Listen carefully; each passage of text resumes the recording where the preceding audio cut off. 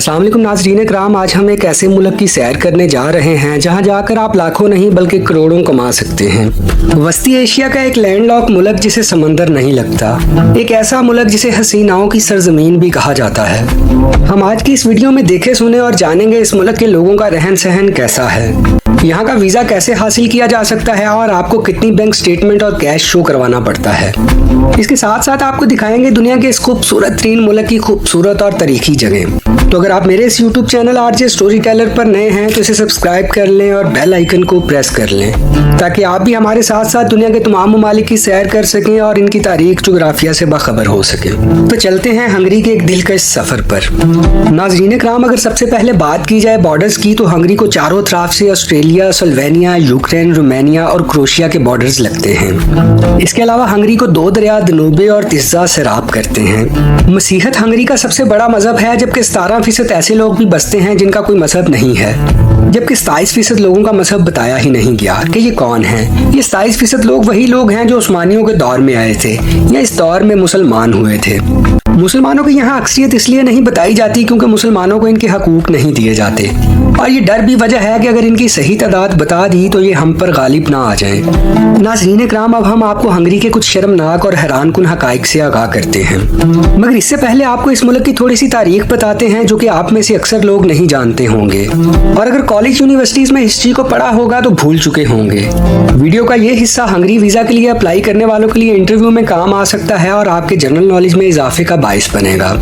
नाज़रीन कराम, हंगरी में इंसानी जिंदगी के असरात 4000 साल कबल मिलते हैं। पहली रूमी सल्तनत के दौरान हंगरी का कुछ हिस्सा रूमी सल्तनत में भी आया, जिसे फिर रूमी सल्तनत के खात्मे के बाद किसी सल्तनत का हिस्सा नहीं बनाया गया। हंगरी में पहली सल्तनत की बुनियाद 1895 ईस्वी में रखी गई थी। इस सल्तनत को प्रिंसिपैलिटी ऑफ हंगरी का नाम दिया गया। ये सल्तनत इस खित्ते पर कायम हुई थी जहां आज हंगरी, रोमानिया और स्लोवाकिया जैसे ममालिक आते हैं। ये सल्तनत 1000 ईस्वी तक कायम रही। इसके बाद कई छोटी बड़ी रियासतों ने हंगरी के साथ इश्तराक किया और इस अरसे में कायम होने वाली सल्तनत को किंगडम ऑफ हंगरी का नाम दिया गया था। 1366 से 1526 ईस्वी के दौरान सल्तनत उस्मानिया की तरफ से इन ममालिक को फतह करने के लिए कई जंगें लड़ी गईं। इन जंगों को ऑटमन वॉर्स का नाम दिया गया। आखिरकार उस्मानियों ने इस खित्ते को अपने कब्जे में ले लिया और 1541 ईस्वी में यहाँ ऑटमन हंगरी की बुनियाद रखी गई और ये रियासत 1699 तक अपना वजूद कायम रख सकी और फिर कई छोटी मोटी रियासतें बनी और इंकलाब आए। बिलाखिर 1848 के इंकलाब के बाद ऐसा हुआ कि इस वक्त की ताकत ऑस्ट्रेलिया के साथ हंगरी को इत्तेहाद करना पड़ा। 1867 ईस्वी से पहली जंग अजीम के अख्ताम तक इस रियासत को ऑस्ट्रेलिया हंगरी का नाम दिया गया। 1918 में ऑस्ट्रेलिया हंगरी का खात्मा हुआ तो पहली बार हंगरी एक आज़ाद खुद मुख्तार मुल्क के तौर पर दुनिया के नक्शे पर नमूदार हुआ। इस खुद मुख्तारी के एक साल बाद यानी 1919 में हंगरी को सोवियत यूनियन के साथ इश्तराक करना पड़ा और इस रियासत को नया नाम हंगरियन सोवियत खुद मुख्तारी दे दिया गया। सिर्फ एक साल इश्तराक के बाद दोबारा किंगडम ऑफ हंगरी का क़याम अमल में आया। 1956 में हंगरियन इंकलाब के बाद यहाँ के मुल्की कवानीन में बड़ी तब्दीलियाँ की गईं। 1989 को सोवियत यूनियन के खात्मे के आगाज में ही हंगरी जमहूरिया की बुनियाद रखी गई और इस मुल्क का नाम हंगरी कर दिया गया। 1 मई 2004 को हंगरी को बाकायदा तौर पर यूरोपीय यूनियन की रुकनियत भी हासिल हो गई। नाज़रीन कराम, अब अगर बात करें इस मुल्क के कुल रकबे की तो इस मुल्क का कुल रकबा 93,030 मुरब्बा किलोमीटर है और ये मुल्क रकबे के लिहाज से दुनिया के 108वें नंबर पर आता है और 2023 की मरदमशुमारी के मुताबिक इस मुल्क की कुल आबादी 9.7 मिलियन यानी 97 लाख है और आबादी के लिहाज से ये मुल्क दुनिया के 91वें नंबर पर आता है। हंगरी का कॉलिंग कोड +36 है और इस मुल्क की इंटरनेट डोमेन नेम .hu है। इस मुल्क का दारुल हुकूमत बुदापेस्ट है जो कि इस मुल्क का सबसे बड़ा, खूबसूरत और सबसे ज्यादा आबादी वाला शहर है। इस शहर की आबादी 18 लाख है जो इसे आबादी के लिहाज से यूरोपीय यूनियन का 10वां बड़ा शहर बनाती है। हंगरी की करेंसी को हंगरियन फॉरेंट कहा जाता है और ये पाकिस्तानी रुपए के मुकाबले में मुस्तहकम नहीं है। एक हंगरियन फॉरेंट पाकिस्तानी 0.83 पैसा के बराबर है, जबकि एक इंडियन रुपए के बदले में 4 हंगरियन फॉरेंट आ जाते हैं। अब अगर बात की जाए वक्त की तो वक्त के लिहाज से ये मुल्क पाकिस्तान से 4 घंटे जबकि इंडिया से 4.5 घंटे पीछे है।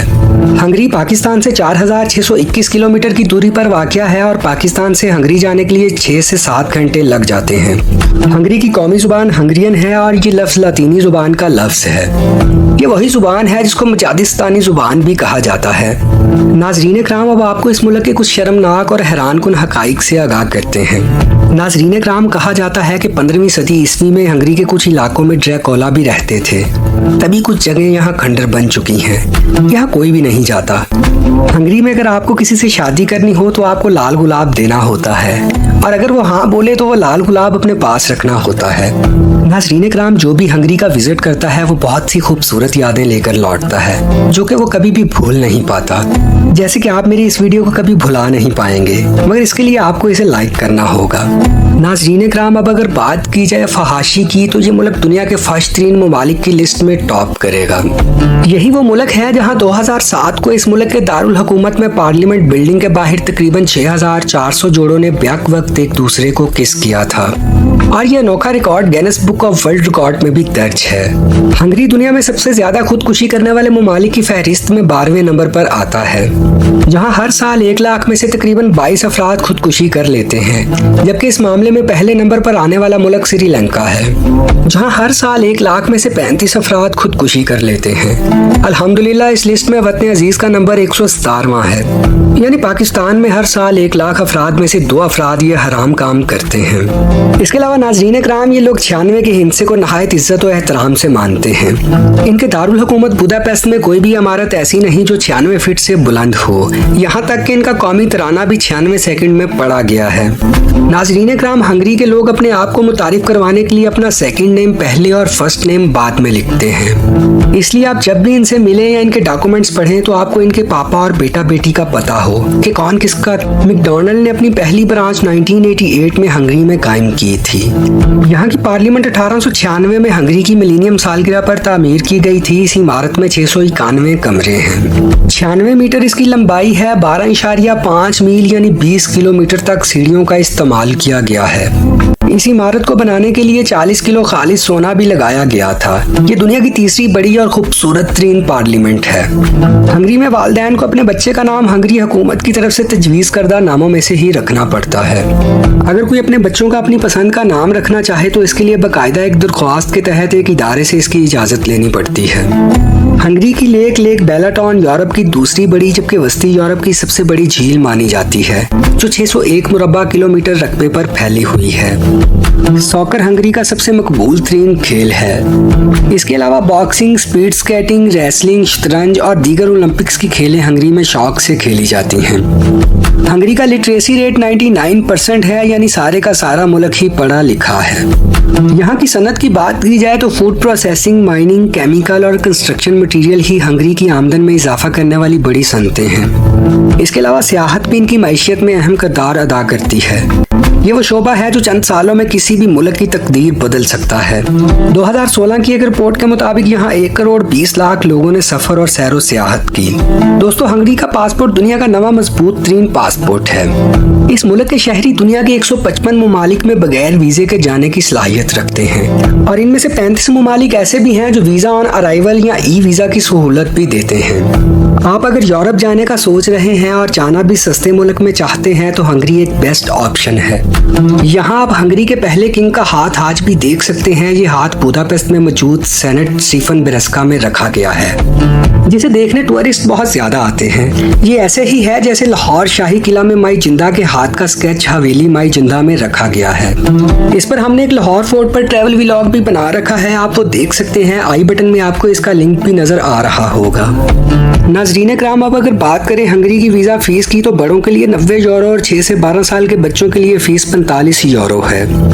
लास्ट 6 मंथ में 25 लाख की बैंक स्टेटमेंट, जबकि 3000 से 4000 यूरो ट्रैवल के लिए आपके पास होने चाहिए। नाज़रीन कराम, ये थी हमारी आज की मालूमाती वीडियो। अगर आपको हमारी ये वीडियो पसंद आई है तो इसे लाइक करें और कमेंट सेक्शन में अपनी राय का इजहार जरूर करें, और इस वीडियो को व्हाट्सएप, फेसबुक पर अपने ऐसे दोस्तों या रिश्तेदारों के साथ जरूर शेयर करें जो हंगरी जाना चाहते हैं या वहाँ पर मौजूद हैं। तो मिलते हैं अगले किसी और मुल्क की सैर और तारीख के साथ। तब तक के लिए मुझे इजाजत दीजिए। खुदा हाफिज।